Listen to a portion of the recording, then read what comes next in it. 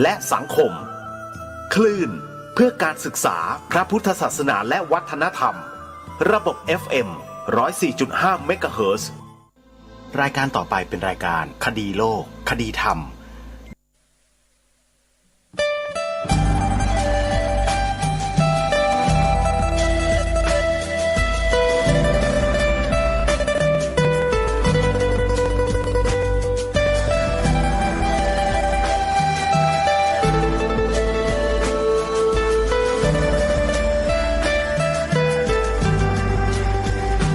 กล้าคิด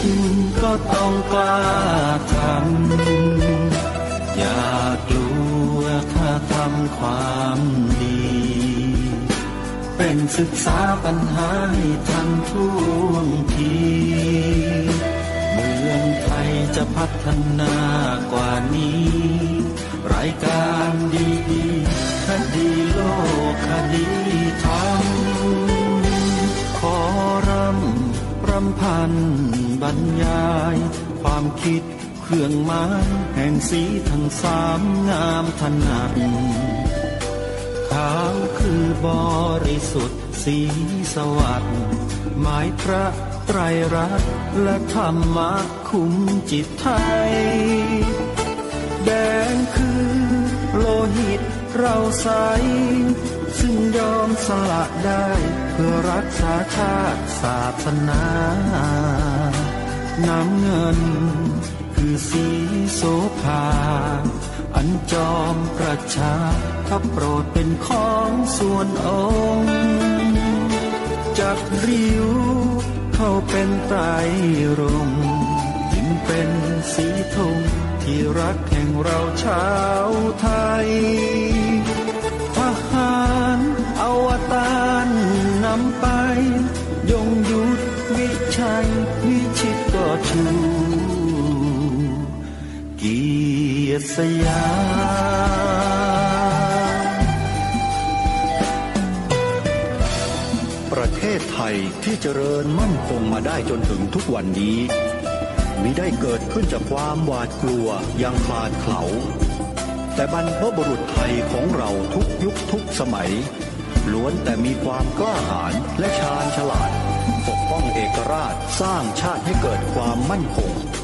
โดยมีธงแห่งพระไตรรัตน์เป็นเครื่องนำชัยจึงเป็นที่มาที่ไปของรายการคดีโลกคดีธรรมกล้าคิดก็ต้องกล้าทำอย่ากลัวถ้าทำความดีเป็นศึกษาปัญหาให้ทันท่วงทีเมืองไทยจะพัฒนากว่านี้รายการดีๆคดีโลกคดีธรรมรายการดีๆคดีโลกคดีธรรม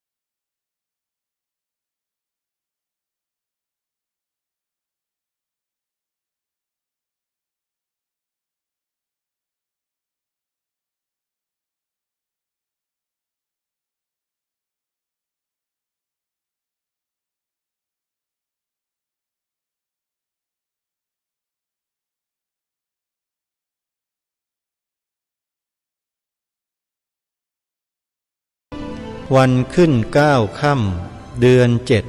7วันนี้ตรงกับวันพุธที่8มิถุนายนพระพุทธศักราช2565รายการคดีโลกคดีธรรมมาพบกับท่านผู้ฟังเป็นปกติ ทุกวันจันทร์ถึงวันศุกร์และวันเสาร์อาทิตย์ทางสถานีวิทยุแห่งนี้ท่านผู้ฟังสามารถดาวน์โหลดแอปพลิเคชันวิทยุพุทธศาสนาทั่วไทยเพื่อติดตามรับฟังรายการนี้ได้เป็นประจำทุกวันรายการนี้ออกอากาศทางสถานีวิทยุพระพุทธศาสนาแห่งชาติคลื่นต่างๆไม่ว่าจะเป็นสถานีวิทยุพระพุทธศาสนาแห่งชาติประจำจังหวัดเชียงใหม่2 คลื่นหลักคือคลื่นวัดหนองกายตำบลสันป่ายางอำเภอแม่แตงจังหวัดเชียงใหม่คลื่น FM 99.75 เมกะเฮิรตซ์คลื่นวัดฝายหินตำบลสุเทพอำเภอเมืองจังหวัดเชียงใหม่คลื่น FM 104.50 เมกะเฮิรตซ์สถานีวิทยุพระพุทธศาสนาแห่งชาติประจำจังหวัดเลยมี2 คลื่นคลื่นวัดป่าจริยธรรมตำบลนาดอกคำอำเภอนาด้วงจังหวัดเลยคลื่น FM 96.50 เมกะเฮิรตซ์คลื่นวัดศรีอุดมวงศ์ตำบลศรีสงครามอำเภอวังสะพุงจังหวัดเลยคลื่น FM 101.75 เมกะเฮิรตซ์สถานีวิทยุพระพุทธศาสนาแห่งชาติประจำจังหวัดกาฬสินธุ์คลื่นวัดอารามมงคลตำบลยางตลาดอำเภอยางตลาดจังหวัดกาฬสินธุ์ FM 89.0 เมกะเฮิรตซ์สถานีวิทยุพระพุทธศาสนาแห่งชาติประจำจังหวัด101วัดบ้านปลาคูนตำบลท่าหาดยาวอำเภอโพนทรายจังหวัด101คลื่น FM 104.50 เมกะเฮิรตซ์สถานีวิทยุพระพุทธศาสนาแห่งชาติประจำจังหวัดสุรินทร์วัดป่าบ้านผือตำบลรัตนบุรีอำเภอรัตนบุรีจังหวัดสุรินทร์คลื่น FM 92.75 เมกะเฮิรตซ์สถานีวิทยุพระพุทธศาสนาแห่งชาติประจำจังหวัดสุพรรณบุรีวัดสามชุกอำเภอสามชุกจังหวัดสุพรรณบุรีคลื่น FM 100.25 เมกะเฮิรตซ์และคลื่นอื่นๆที่เป็นเครือข่ายทั่วประเทศที่รับสัญญาณออกอากาศและท่านผู้ฟังสามารถติดตามรับฟังรายการคดีโลกคดีธรรมย้อนหลังได้ทางเพจคดีโลกคดีธรรมท่านที่ใช้เฟซบุ๊กสามารถที่จะพิมพ์ชื่อคดีโลกคดีธรรมเพื่อไปเปิดฟังย้อนหลังได้นี่คือช่องทางของการติดตามรับฟังรายการคดีโลกคดีธรรมและยังมีเพจของวัดฝายหินช่อง YouTube ของวัดฝายหินที่ถ่ายทอดสดรายการคดีโลกคดีธรรมให้เป็นประจำทุกวันด้วยเพียงท่านเข้าไปใน Facebook หรือ YouTube แล้วพิมพ์คำว่าวัดฝายหินเพียงเท่านี้ท่านก็สามารถที่จะเข้าไปรับฟังรายการคดีโลกคดีธรรมสดๆในแต่ละวันได้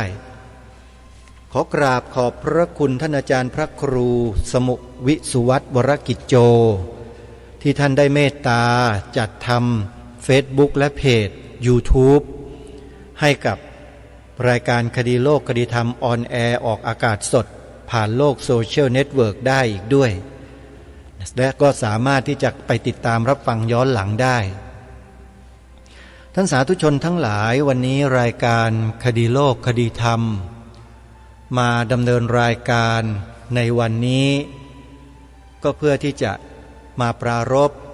กับท่านผู้ฟังทั้งหลายที่ติดตามรับฟังรายการมาโดยตลอดว่า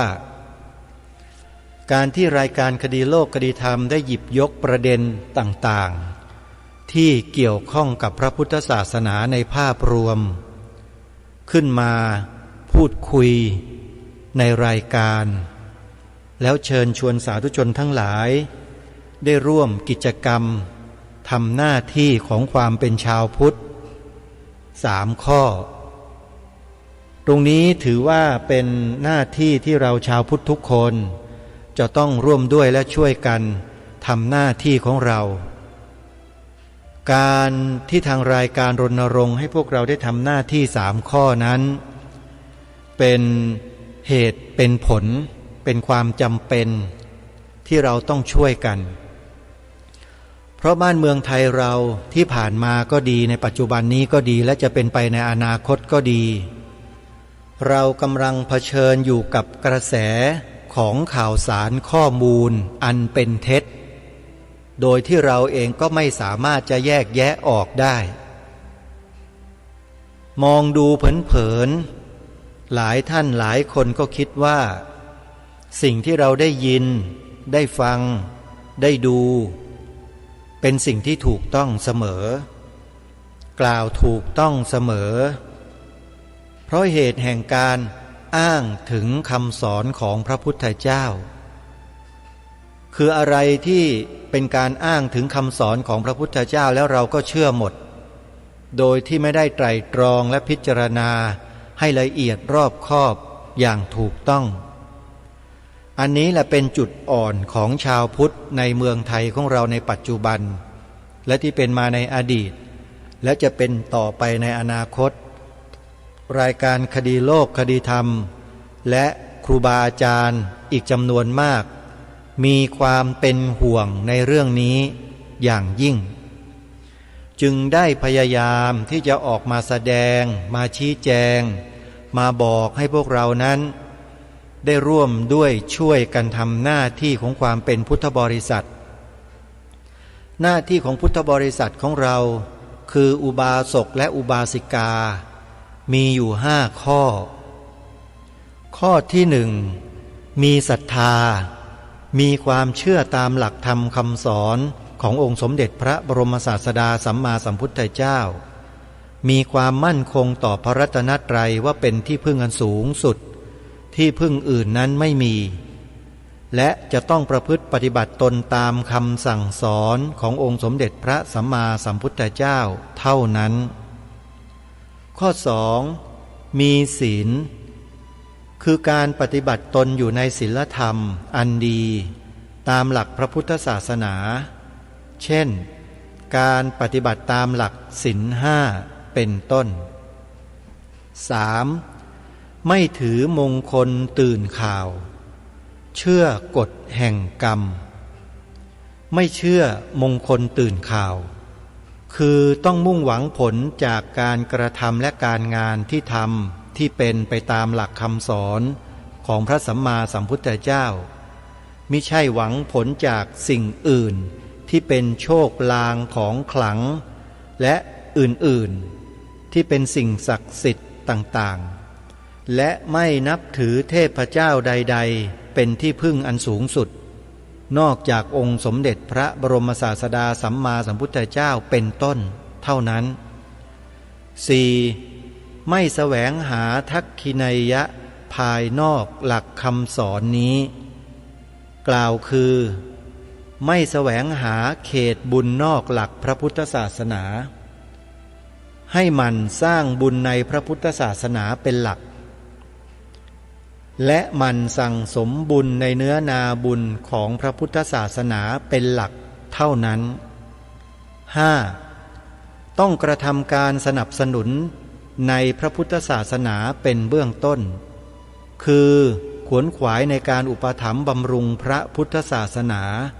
เช่นทำบุญตักบาตรทุกเช้าไปวัดฟังธรรมปฏิบัติธรรมหรือวันใดที่สะดวกเป็นวันหยุดก็สนับสนุนกิจการของวัดวาอารามในพระพุทธศาสนาเช่นบำรุงซ่อมแซมบำรุงวัดวาอารามพิมพ์หนังสือธรรมะช่วยส่งเสริมการศึกษาเล่าเรียนพระปริยัติธรรมเหล่านี้เป็นต้นนี่คือหน้าที่ของอุบาสกอุบาสิกา ซึ่งมีอยู่5ประการดังกล่าวในหลักทางพระไตรปิฎกพระพุทธเจ้าตรัสธรรมทั้ง5ข้อนี้ว่าอุบาสกธรรมซึ่งหมายถึงธรรมของอุบาสกอุบาสิกาที่ดีและคุณสมบัติดังกล่าวนี้เป็นคุณสมบัติของอุบาสกอุบาสิกาอย่างยอดเยี่ยมคือถือว่าเป็นอุบาสกอุบาสิกาที่ปฏิบัติตามหลักธรรม5ประการนี้ซึ่งก็ได้กล่าวไปแล้วนั้นอันนี้คือหน้าที่ของพวกเราที่เป็นชาวพุทธที่เป็นอุบาสกอุบาสิกาที่จะต้องปฏิบัติตามหน้าที่ตามหลักการที่องค์สมเด็จพระสัมมาสัมพุทธเจ้าประทานไว้ให้เราลองพิจารณาตัวเราดูว่าเราได้ปฏิบัติตามหลัก5ข้อนี้สมบูรณ์แล้วหรือยังถ้าสมบูรณ์แล้วเราก็สามารถที่จะบอกตนเองได้ว่าเราคือพุทธบริษัทที่เที่ยงตรงเที่ยงแท้5 ข้อก็คือ 1. มีศรัทธา 2. มีศีล 3. ไม่ถือมงคลตื่นข่าว 4. ไม่แสวงหาทักขินัยยะนอกพระศาสนา 5. กระทำการส่งเสริมสนับสนุนกิจการงานภายในพระพุทธศาสนาเป็นหลักคำว่าเป็นหลักในที่นี้ก็คือว่าให้พวกเราเนี่ยขวนขวายกิจการงานในพระพุทธศาสนาเป็นหลักพระพุทธองค์ก็ไม่ได้ทรงห้ามไม่ให้เราช่วยเหลือศาสนาอื่นลัทธิอื่นแต่ให้เป็นรองลงไปแล้วก็ให้พิจารณาตามฐานะว่าควรเหมาะสมหรือไม่อย่างไรนี่คือความใจกว้างของพระพุทธศาสนาของเราเพราะฉะนั้นรายการคดีโลกคดีธรรมจึงย้ำมาโดยตลอดว่าถ้าพวกเราช่วยกันรณรงค์กันทำให้เกิดความรู้สึกในใจขึ้นมาให้แก่คนไทยเราทั้งประเทศว่าพระพุทธศาสนาเป็นศาสนาประจำชาติไทยของเราเช่นนี้เนืองบ่อยๆทำกันตลอดเวลาก็จะทำให้ความรู้สึกนึกคิดของคนในประเทศนี้ยอมรับความจริงในข้อนี้กันโดยดุษณีคือโดยนิ่งรับโดยอาการที่นิ่งรู้นะไม่ใช่นิ่งโง่นะโยมคือรู้กันอยู่เป็นพื้นเลยถ้าไปที่ไหนก็ตามอยู่ที่ใดก็ตามไม่ว่าจะย้ายไปอยู่ต่างประเทศซีกโลกไหนก็ตามถ้ารำลึกนึกถึงประเทศไทยขึ้นมาก็จะต้องนึกถึงทันทีว่าประเทศไทยมีพระพุทธศาสนาเป็นศาสนาประจำชาตินี่แหละคือการสร้างความรู้สึกที่ถูกต้องที่ดีงามตรงนี้ให้เกิดขึ้นในใจวิธีการก็คือใช้วาจาสะท้อนเสียงนั้นออกมาแล้วเสียงนั้นแหละมันก็จะก้องอยู่ในหัวจิตหัวใจของเราอยู่ตลอดเวลาเหมือนกับเด็กนักเรียนที่เข้าไปเรียนในโรงเรียนใหม่ๆท่องอาขยานท่องกอไก่ขอไข่ขอขวดอย่างเนี้ยคือทุกคนต้องท่องถ้าไม่ท่องนะก็ไม่สามารถที่จะฝังความถูกต้องเหล่านี้เอาไว้ในหัวจิตหัวใจของคนเราได้เลยเด็กๆก็ไม่สามารถจะจำกอไก่ขอไข่ขอขวดคอควายคอคนคอระฆังงองูจอจานชอฉิงชอช้างซอโซ่ชอเชออะไรพวกเนี้ยก็ไม่สามารถจำได้แล้วก็ท่องไม่ได้เมื่อท่องไม่ได้อักษรเหล่านี้ไม่รู้จักแล้วจะไปเรียนไปรู้ไปพูดภาษาไทยได้อย่างไรเพราะฉะนั้นการท่องคือการแสดงออกทางวจีกรรมคือการกระทำกรรมชนิดหนึ่งเรียกว่าวจีกรรมถามว่ามีผลไหมมีพระพุทธเจ้าตรัสไว้เลยว่าการกระทำกรรมใดๆก็แล้วแต่ไม่ว่าทางกายทางวาจาทางใจมีผลทั้งนั้นต่อชีวิตของคนเราต่อสังคมประเทศชาติต่อโลกเพราะฉะนั้นการกล่าวคำว่าพระพุทธศาสนาเป็นศาสนาประจำชาติไทยของเรานี้จึงเป็นกรรมดีเป็นกรรมที่มีกุศลเป็นหลักเป็นเหตุใครนำไปพูดนำไปกล่าวนำไปถ่ายทอดมีแต่จะได้บุญได้กุศลทั้งนั้นเลย เพราะศาสนาพุทธหรือพระพุทธศาสนานั้นคือต้นกำเนิดแห่งบุญล้วนๆไม่มีบาปเลย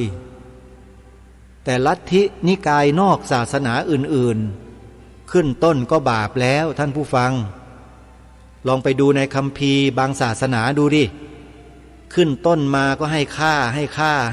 อย่างเดียวแล้วก็ต้องเชื่อใครไม่เชื่อฆ่าทิ้งหลักศาสนาไม่มีการฆ่าไม่มีการทำลายล้างใครไม่มีการเบียดบังใครมีแต่จะกวักมือเรียกว่าเอหิปัสสิโกโอปนายิโกเห็นไหมหลักธรรมพุทธเจ้าที่พระเจ้าตรัสอะน้อมใจเข้ามาน้อมเข้ามาสู่ตนเรียกเข้ามาเอหิจงมาดูเห็นไหมนี่คือศาสนาพุทธมาดูมาศึกษามาเรียนรู้เถอะแล้วท่านจะรู้เพราะฉะนั้นถ้าประเทศไทยเรามีศาสนาพุทธเป็นศาสนาประจำชาติจะไปกลัวอะไรกันไม่ต้องกลัวอะไรเลยคนศาสนาอื่นลัทธินิกายนอกศาสนาก็ไม่ต้องกลัวเลยถ้าประเทศนี้มีศาสนาพุทธเป็นศาสนาประจำชาติถ้าจะมีแต่พวกสัตว์นรกเท่านั้นแหละที่กลัวแล้วก็ต่อต้านคัดค้านไม่ให้ศาสนาพุทธเป็นศาสนาประจำชาติไทยนะมีแต่สัตว์นรกฮะคนเขาไม่ต้านหรอกอันนี้พูดกันตรงๆเลยนะถ้าเป็นคนเป็นมนุษย์ที่มีสติปัญญาฝึกฝนอบรมตนมาดีแล้วรู้เหตุรู้ผลรู้ตนรู้ประมาณรู้การรู้ประชุมชนเนี่ยเรียกว่าเป็นสัพบุรุษเนี่ยนะก็จะไม่คัดค้านต่อต้านสิ่งนี้เลยแต่ที่ผ่านมาหรือเป็นปัจจุบันก็ดีหรืออนาคตถ้ามีคนมาต่อต้านคัดค้านไม่เห็นด้วยอะไรในกรณีดังกล่าวนี้ไม่ใช่คนนะเป็นสัตว์นรกที่มาเกิดอยู่ในรูปของคนถ้าคนที่เป็นมนุษย์เป็นเทวดาจะไม่คัดค้านสิ่งนี้เลยรายการคดีโลกคดีธรรมจับทางพวกนี้ออกจับทางพวกนี้ได้จึงเชิญชวนรณรงค์ให้พวกเราเนี่ยได้กล่าวคำนี้สอนเด็กสอนลูกสอนหลานให้พูดคำนี้พระพุทธศาสนาเป็นศาสนาประจำชาติไทยของเราพูดกันให้เป็นล่ำเป็นสันพูดกันให้เป็นชีวิตจิตใจให้ฝังอยู่ในมโนสำนึกความรู้สึกของคนไทยให้ได้ใครที่มีอำนาจมีหน้าที่ให้ความรู้ให้การศึกษาเล่าเรียนแก่กุลบุตรกุลธิดาในฐานะต่างๆไม่ว่าจะเป็นพระสงฆ์สามเณรแม่ชีอุบาสกบาสิกาคฤหัสถ์ญาติโยมเด็กเยาวชนให้เขากล่าวและพูดคำนี้จะเป็นบุญเป็นกุศลต่อประเทศชาติบ้านเมืองโดยส่วนเดียวส่วนพวกสัตว์นรกที่อยู่ในรูปคนก็จะเดือดเนื้อร้อนใจเพราะเร่าร้อน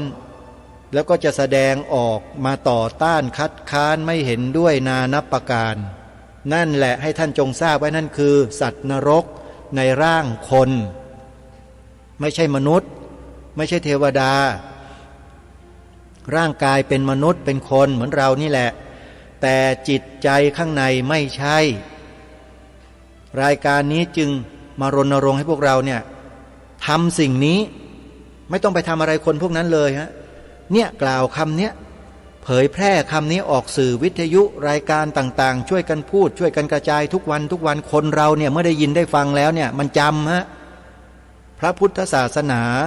เป็นศาสนาประจำชาติไทยของเราพูดทุกวันใส่หูทุกวันคนติดฮะแล้วติดแล้วมันเป็นบุญเป็นกุศลนะพระพุทธศาสนาเนี่ยถ้าอยู่ก้องอยู่ในหัวของเราอยู่ในใจของเราอยู่ในสมองของเราอยู่ในมโนสำนึกของเราพระพุทธศาสนาเป็นศาสนาประจำชาติไทยของเราเป็นบุญเป็นกุศลเป็นมหามงคลแก่ประเทศชาติบ้านเมืองของเราแค่ไหนลองคิดดูนี่ขนาดกล่าววาจาเฉยๆนะยังเป็นมหามงคลขนาดนี้แล้วถ้ายิ่งนำมาเอาหลักธรรมมาประพฤติปฏิบัติมาดำเนินกิจการของประเทศชาติบ้านเมืองของโรงเรียนส่วนราชการของประชาชนโดยทั่วไปเนี่ยจะเป็นมหามงคลแก่บ้านเมืองนี้เพียงใดลองคิดดูเพราะฉะนั้นผู้ที่ชื่อว่าเป็นมนุษย์ จึงไม่อาจสามารถที่จะปฏิเสธสิ่งนี้คือพระบวรพุทธศาสนาได้เลยมนุษย์และเทวดาจะไม่ปฏิเสธยกเว้นพวกเปรตสัตว์นรกสัตว์เดรัจฉานอสุรกายสี่จำพวกนี้ไม่ชอบศาสนาพุทธไม่ต้องการพระพุทธศาสนา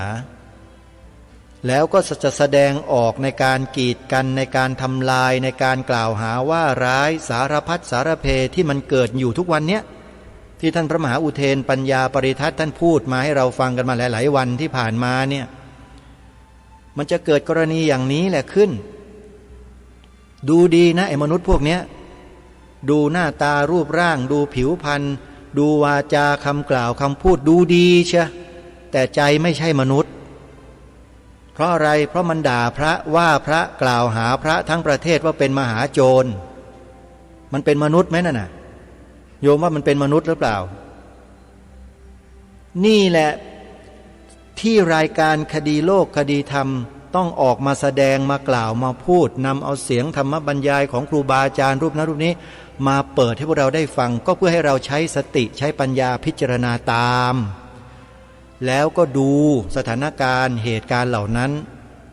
ว่ามันเป็นจริงตามที่ท่านกล่าวท่านพูดหรือไม่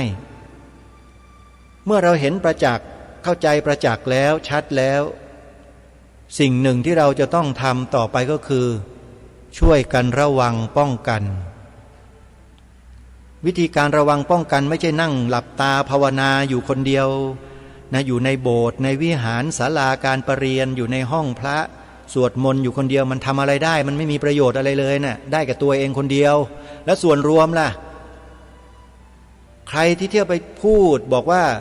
การที่จะปกป้องรักษาพระบวรพุทธศาสนาได้นั้นจะต้องสวดมนต์ไหว้พระเจริญภาวนาทำบุญใส่บาตรเท่านั้นก็พอใครพูดแบบนี้ก็เป็นพวกลูกหลานเทวทัตอีกเหมือนกันอ้าวจริงไม่จริงถือว่ามีส่วนนั่นน่ะบอกอยู่แค่นี้แล้วก็ไปห้ามบอกไม่ต้องไปทำอะไรอย่างนั้นอย่างนี้อย่างรายการคดีโลกคดีธรรมน่ะไม่ต้องไปทำอย่างนั้นแค่เราสวดมนต์ภาวนาอย่างเดียวก็พอก็รักษาพระศาสนาไว้ได้แล้วคนพวกนี้อันตรายนะอาตมาภาพขอบอกพวกนี้อาจจะเป็นคนที่แฝงตัวเข้ามาอยู่ในพระศาสนาเราก็ได้ไม่ว่าจะเป็นพระไม่ว่าจะเป็นเณรไม่ว่าจะเป็นแม่ชีไม่ว่าจะเป็นนักบวชนักพรตหรือเป็นคฤหัสถ์ญาติโยมบาศกโบสิกาพวกนี้มันแฝงตัวเข้ามาทุกสถานะเลยแล้วมันก็มาใช้คำพูดในลักษณะเช่นนี้แต่มันไม่เคยพูดถึงสิ่งที่พระมหาอุเทนปัญญาปริทัศน์ท่านชี้แจงบอกขยายความตรงนี้ออกมาเลยมีแต่จะซ้ำเติมมีแต่จะกล่าวหาใส่ร้ายทำลายศรัทธาของประชาชนให้เสื่อมไปจากพระภิกษุสงฆ์ใครที่พูดทำลายศรัทธาของญาติโยมแบบนี้โยมจงจำไว้เลยคนพวกนี้ไม่ใช่พวกเราบอกได้เลยจะเป็นพระก็เป็นพวกปลอมมาบวชเป็นพระเพื่อมาใช้สีเดียวกับพระสร้างความน่าเชื่อถือให้กับพวกเราแล้วพวกเราก็หลงคารมคมคายคนพวกนี้จะอาศัยพระวินัยบ้างอาศัย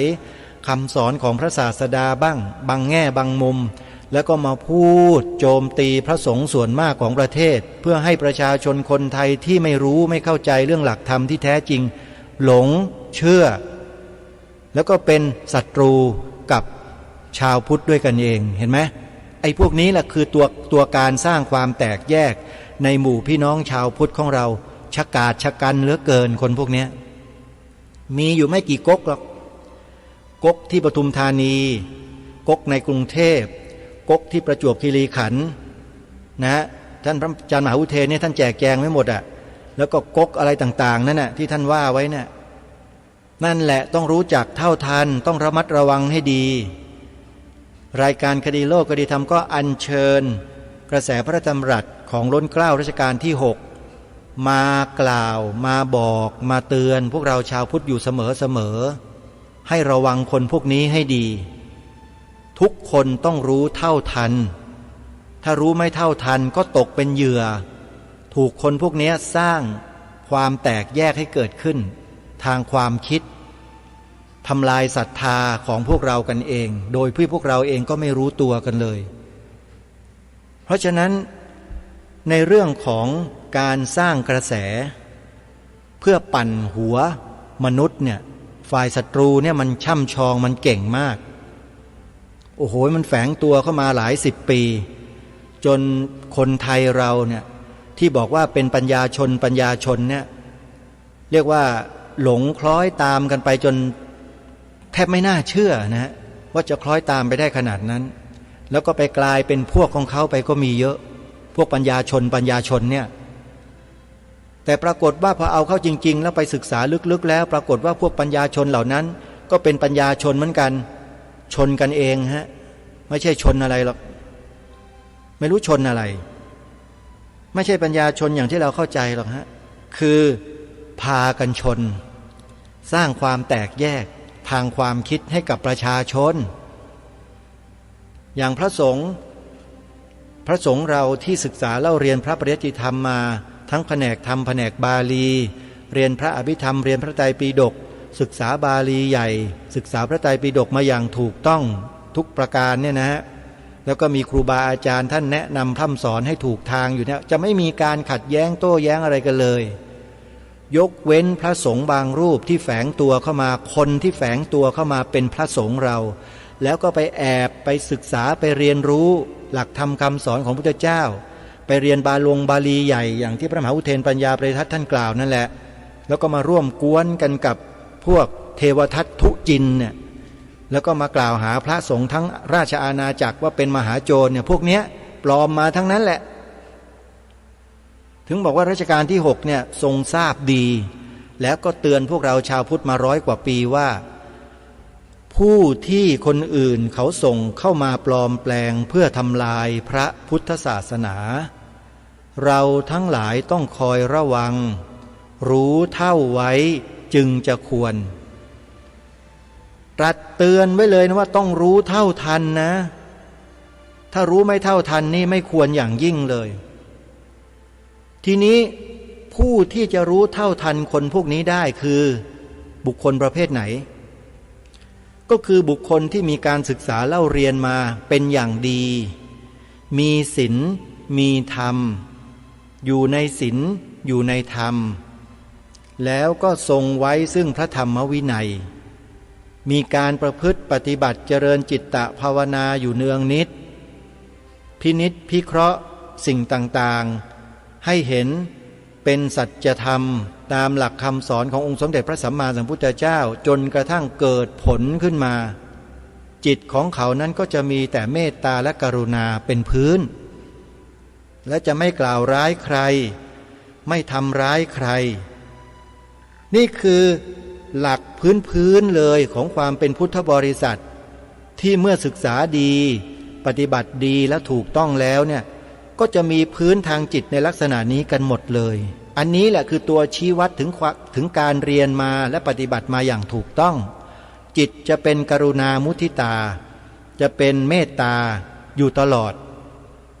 แต่คนที่อ้างตัวเองว่าศึกษามาดีเรียนรู้มาดีมีความรู้เรื่องปรมัตถสัจจะเวลาบรรยายเวลาพูดเนี่ยจีบปากจีบคำจีบเสียงอย่างที่ท่านพระมหาอุเทนปัญญาปริทัตว่านั่นน่ะแล้วสุดท้ายก็มาลงเอยตรงที่ว่ากล่าวหาพระทั้งสังฆมณฑลว่าเป็นมหาโจรด้วยข้ออาบัติปาจิตตีเท่านั้นเองโยมคือรับเงินจากญาติโยมเนี่ยแค่เนี้ยเขาบอกว่าพระพวกนี้เป็นมหาโจรทั้งนั้นโยมลองคิดดูที่ว่าอาตมาเนี่ยเป็นมหาโจรหรือเปล่าเป็นมหาโจรทำลายพระพุทธศาสนาหรือเปล่าทำให้พระศาสนาของชาติบ้านเมืองนี้เสื่อมไปหรือเปล่าเสียหายตรงไหนกับการที่อาตมาภาพรับศรัทธาจากญาติโยมตามการตามสมัยที่เหมาะสม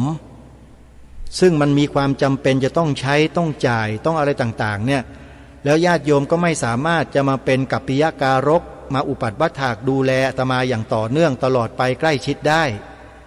โยมก็ใช้วิธีการเหล่านี้แล้วก็ทำกันมาเป็นพื้นเป็นวัฒนธรรมประเพณีของชาติไทยของเรามาโดยตลอดอยู่ๆก็มีผีพวกนี้โผล่ขึ้นมาบอกว่าพระสงฆ์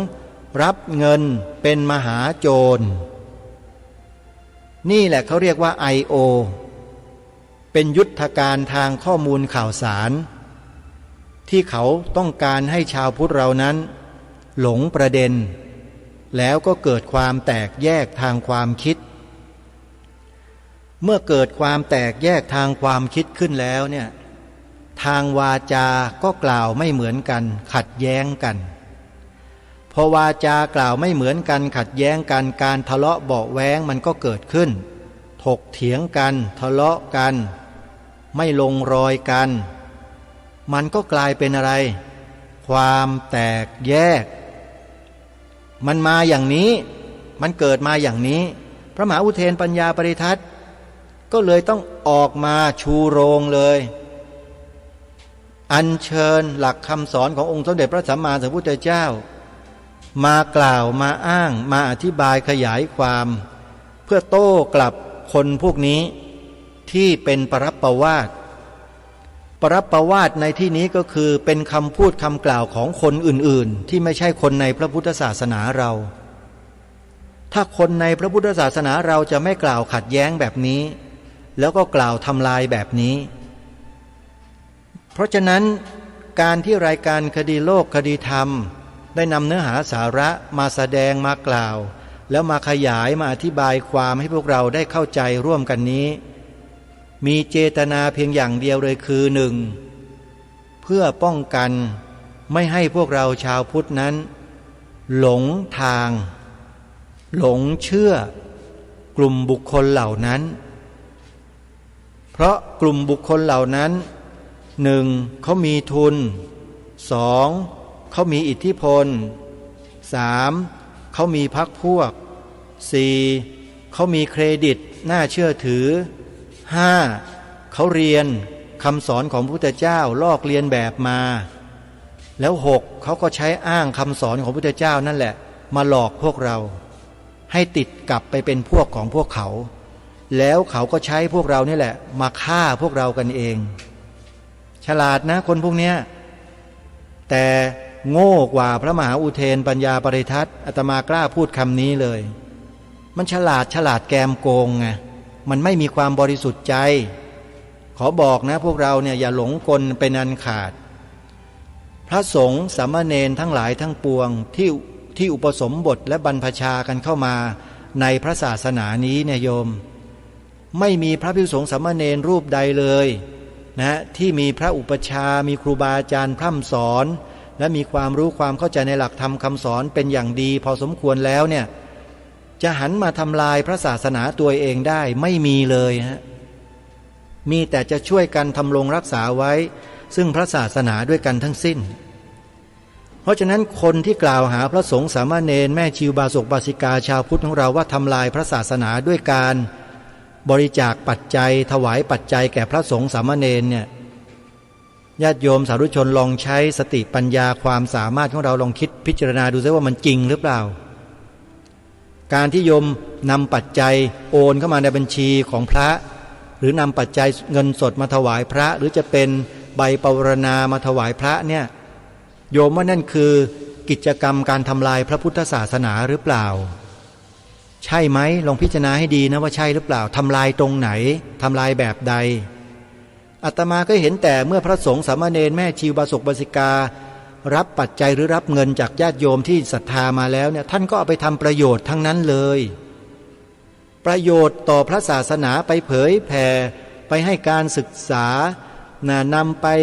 ทำกิจกรรมต่างๆที่เป็นประโยชน์ต่อพระบวรพุทธศาสนากันด้วยกันทั้งหมดทั้งสิ้นทั้งนั้นเลย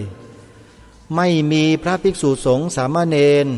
ในสังฆมณฑลที่ศึกษาเรียนรู้และปฏิบัติดีปฏิบัติชอบนำเงินปัจจัยของญาติโยมไปทำในสิ่งที่เป็นโทษต่อพระพุทธศาสนาไม่มีเลยไม่มีเลยโยมแต่คนพวกนี้พยายามที่จะพูดพยายามที่จะกล่อมให้พวกเราท่านทั้งหลายที่ไม่มีพื้นความรู้ทางพระศาสนาอย่างแจ่มแจ้งเนี่ยหลงเชื่อแล้วก็ดึงไปให้เป็นพวกของเขาแล้วก็หันมาทำลายพระสงฆ์สามเณรแม่ชีชาวพุทธของเรากันเอง เห็นไหมล่ะนี่คือบทสรุปที่รายการคดีโลกคดีธรรมสรุปวันนี้หลังจากที่ได้เปิดเทป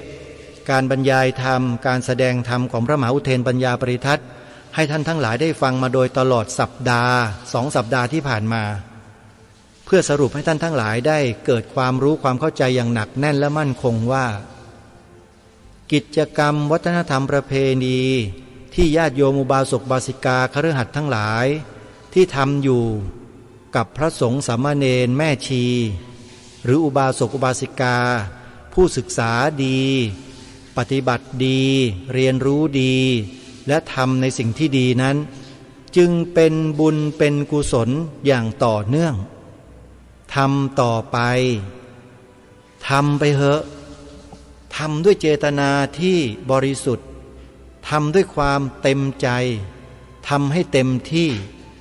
แล้วก็ขอให้เรานั้นปลื้มอกปลื้มใจในสิ่งที่เรากระทำนะอย่าไปหลงเชื่อถ้อยคำคนพวกนี้มันพูดอยู่เรื่องเดียวเนี่ยถวายเงินพระถวายเงินพระวันๆหนึ่งก็พูดแต่เรื่องนี้มันเอาเรื่องนี้มาโจมตีพวกเรากันเองแล้วก็พยายามดึงพวกเราให้ไปเป็นพวกเพื่อให้พวกเรามาทำลายกันเองอีกเอาใครที่จะเป็นพวกนี้ช่วยบอกอาตมาด้วยนะจะได้เตรียมตัวไว้ก็จะได้บอกท่านพระมหาอุเทนให้ช่วยกันนะอันนี้เราก็ต้องระมัดระวังป้องกันพวกของเรากันเองถ้าหากพวกเราไม่ช่วยกันแล้วใครจะช่วยเพราะฉะนั้นสิ่งที่เราพากันทำกันมาเนี่ยเป็นสิ่งที่เหมาะสมแล้วเหมาะสมถูกต้องแล้วโยมเชื่อสิอาตมาภาพและครูบาอาจารย์ทั้งหลายทั้งปวงท่านพาเราปฏิบัติพาเราทำกันมาอย่างนี้แล้วรักษาพระศาสนามาถึงพวกเราจนถึงวันนี้ได้ก็เพราะพากันทำกันมาแบบนี้แต่คนที่มาบอกห้ามญาติโยมไม่ให้ถวายเงินพระเพราะอ้างว่าเป็นบาปเป็นกรรมแล้วพระที่รับเงินเป็นมหาโจรเหล่านี้คนพวกนี้แหละคือตัวทำลายพวกเราชัดๆทำลายกระบวนการในการสร้างเสริมในการส่งเสริมในการคุ้มครองพระพุทธศาสนาทั้งหมดเลยเนี่ยคนพวกนี้กำลังทำกันอยู่ใช้วาจาเขาใช้วาจาทำลายนี่แหละที่เขาเรียกว่ายุทธการทางข่าวสารข้อมูลหรือ I.O. เป็นภาษาอังกฤษตัวย่อซึ่งย่อมาจากคำว่า Information Operation ยุทธการข่าวสารข้อมูลคือกระทำการทำลายฝ่ายตรงข้ามด้วยกระแสข่าวหรือเนื้อหาที่ไม่เป็นความจริงซึ่งณขณะนี้โดนกันหมดเยอะแยะไปหมดเลยเห็นไหมแม้แต่สถาบันพระมหากษัตริย์ของเราก็โดนเห็นไหมสถาบันพระพุทธศาสนานี่โดนประจำเลยโดนตลอดไอ้พวกสื่อแมลงวันทั้งหลายทั้งปวงที่เราไปหลงเชื่อหลงดูกันอยู่นั่นแหละมีส่วนแห่งการทำลายพระพุทธศาสนาทั้งนั้นเลยไม่ว่าสื่อนั้นจะเป็นช่องไหนก็ตามที่นำข่าวพระภิกษุสงฆ์กระทำผิดกระทำไม่ดีอะไรก็แล้วแต่เอาไปตีไข่ใส่สีไปชี้นำให้สังคมเกิดความรังเกียจพระสงฆ์ขึ้นมาเนี่ยพวกนี้คือสื่อแมลงวันทั้งหมดเลยใครหลงไปเสพไปดูไปฟังอยู่ก็จะติดเชื้อในกระแสจิตเข้ามาอาการของการติดเชื้อในกระแสจิตก็คือมีความรู้สึกเกลียดไม่ชอบพระสงฆ์และนี่แหละคืออาการเบื้องต้นของการติดเชื้อในกระแสจิตอันเกิดจากการเสพและบริโภคสื่อแมลงวันกรุณาช่วยกันจำไว้ด้วยถ้ามีความรู้สึกไม่พอใจไม่ชอบพระสงฆ์ขึ้นมาเนี่ยนั่นแหละติดเชื้อแล้วท่านแล้วถ้ารีบแก้ไขมันยังมีโอกาสหายได้สูงนะปรับเปลี่ยนวิธีเลยคือเลิกเสพเลิกดูสื่อช่องนั้นอย่าไปดูมันยิ่งดูจิตใจเราก็ยิ่งแย่ยิ่งดูเราก็ยิ่งห่างจากกุศลธรรมยิ่งดูอกุศลธรรมบาปกรรมมันก็จะมีเพิ่มพูนขึ้นในจิตของเราเรื่อยขึ้นเรื่อยขึ้นเรื่อยไปมากขึ้นนี่แหละเขาเรียกว่าอาการติดเชื้อในกระแสจิต มันรุนแรงแล้วโหดร้ายเสียยิ่งกว่าการติดเชื้อในกระแสเลือดติดเชื้อในกระแสเลือดเนี่ยฉีดยาให้ยาเข้าไปไม่กี่วัน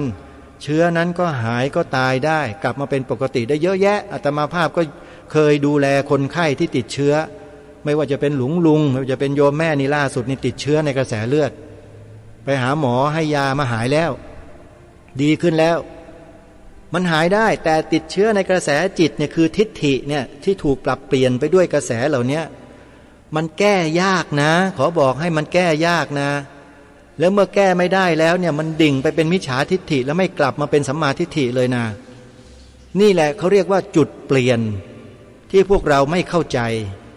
แล้วก็มากล่าวหามาโจมตีรายการคดีโลกคดีธรรมว่าพูดอยู่ได้พูดแต่เรื่องเนี้ยพูดอยู่อย่างเงี้ยพูดทำไมเบื่อเหลือเกิน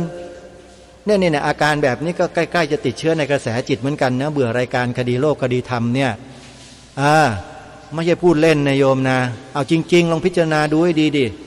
แรกๆฟังนะโอ้โหชอบดีจังเลยรายการนี้พอพูดซ้ำๆพูดย้ำๆมากๆเข้าชักเบื่อเริ่มติดเชื้อในกระแสจิตหรือเปล่าลองพิจารณาตัวเองให้ดีนะพิจารณาให้ดีนะโยมนะอาตมาภาพเนี่ยขอบอกได้เลยว่าตัวต้านอนุมูลอิสระคือเชื้อพวกนี้มีสูงมากเรียกภูมิต้านทานนี่สูงแรงมากไม่มีทางที่จะติดเชื้อพวกนี้ได้อีกแล้วพูดง่ายๆติดอาตมาติดไม่ได้เลยแหละเอางี้แล้วกันพอได้เห็นได้ยินเพียงนิดเดียวนี่ก็ขจัดทิ้งหมดเลยไม่เอาเข้ามาในหัวจิตหัวใจหรอกแล้วก็ใช้สติปัญญาพิจารณาถึงคนพวกนี้ดูฝีปากดูอาการดูหน้าฟังเสียงฟังเนื้อหาสาระด้วยโยนิโสมนสิการที่เต็มเปี่ยมอยู่ในหัวจิตหัวใจนี่แหละเชื่ออะไรได้ไม่ง่ายๆนะอาตมาเนี่ยเป็นคนที่ไม่เชื่ออะไรง่ายๆแต่ถ้าเชื่อแล้วและมันถูกต้องแล้วมันตรงตามสภาวะตามความเป็นจริงแล้วนี่เชื่อสุดชีวิตอย่างปรมัตถธรรมขององค์สมเด็จพระสัมมาสัมพุทธเจ้าเนี่ยบอกได้เลยว่าเชื่อสุดชีวิตอนิจจังทุกขังอนัตตาเนี่ยเชื่อสุดชีวิตจริง 100%สรรพสิ่งทั้งหลายทั้งปวงทั้งมีมวลและไม่มีมวลทั้งหมดเนี่ยเรียกว่าทั้งรูปและนามเนี่ยนะเป็นอนิจจังทุกขังอนัตตาทั้งหมดทั้งสิ้นเมื่อเป็นอนิจจังทุกขังอนัตตาก็คือเป็นสังคตธรรมเป็นธรรมที่มีปัจจัยปรุงแต่งให้แปรเปลี่ยนได้เสมอเห็นไหมแต่มีธรรมอยู่ประการหนึ่งที่อะไรก็เปลี่ยนแปลงไม่ได้เป็นอมตะธรรมก็คืออสังคตธรรมกล่าวคือพระนิพพานนั่นเองการศึกษาการปฏิบัติในทางพระพุทธศาสนาเป้าหมายสูงสุดคือนิพพานคือดับกิเลสเราดับไหมยังด่าว่ารายการคดีโลกคดีธรรมอยู่หรือเปล่าโยมถ้ายังมีอยู่ความรู้สึกนั้นความรังเกียจความปฏิฆะยังมีอยู่ให้ตรวจสอบจิตใจเราเองให้ดีและชำระจิตเราให้ดีนะเดี๋ยวมันจะสั่งสมหมักหมมขึ้นมาเป็นกลุ่มเป็นก้อนขึ้นมามันจะเป็นมนต์ดำเผารนจิตเราให้ร้อนรุ่มเหมือนกับพวกทุจินเทวทัตทูตเทวทัตทุจินเหล่านั้นเดี๋ยวจะกลายเป็นคนพวกนั้นไปเสียระวังให้ดีนะโยมนะเตือนด้วยความหวังดีท่านสาธุชนทั้งหลายวันนี้ก็ปรารภมาพอสมควรแก่เวลาของรายการหมดลงแล้ววันพรุ่งนี้เดี๋ยวมาพบกันใหม่วันนี้ต้องขอสมมุติยุติรายการไว้แต่เพียงเท่านี้พบกันใหม่ในวันต่อไปขอความสุขความสวัสดีในธรรมแห่งองค์สมเด็จพระบรมศาสดาสัมมาสัมพุทธเจ้าจงปรากฏเกิดมีขึ้นในจิตใจของท่านผู้ฟังทุกท่านทุกคนเทอญขอเจริญพร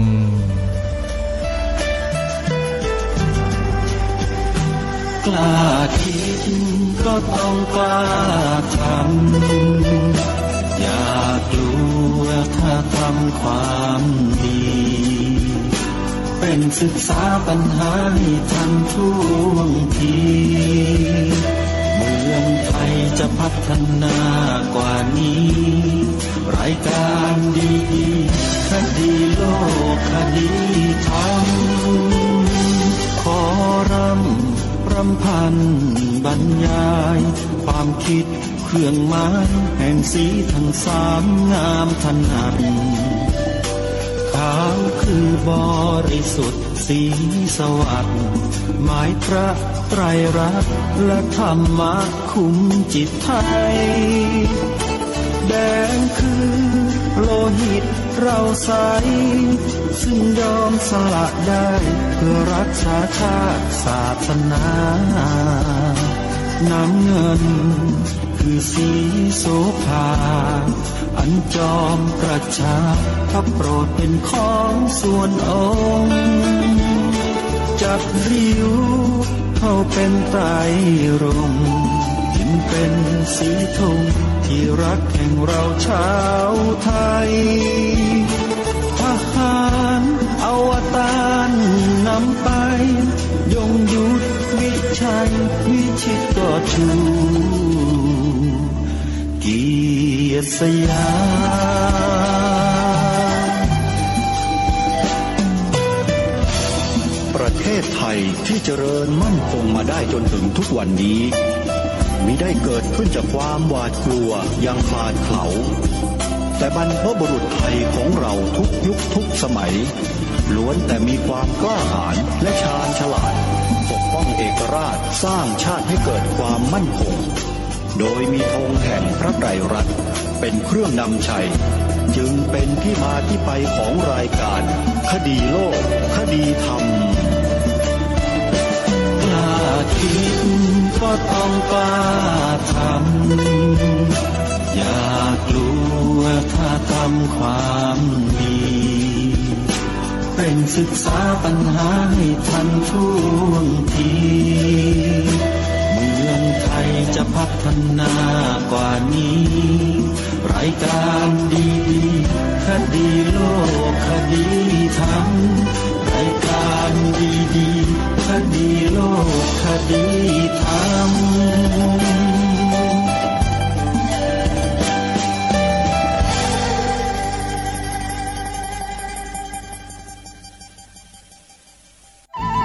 ที่จบไปแล้วนั้นเป็นรายการคดีโลกคดีธรรมดำเนินรายการโดยพระครูปลัดนรงค์ฤทธิ์ ในลักษณะนี้กันหมดเลย อันนี้แหละคือตัวชี้วัดถึงความ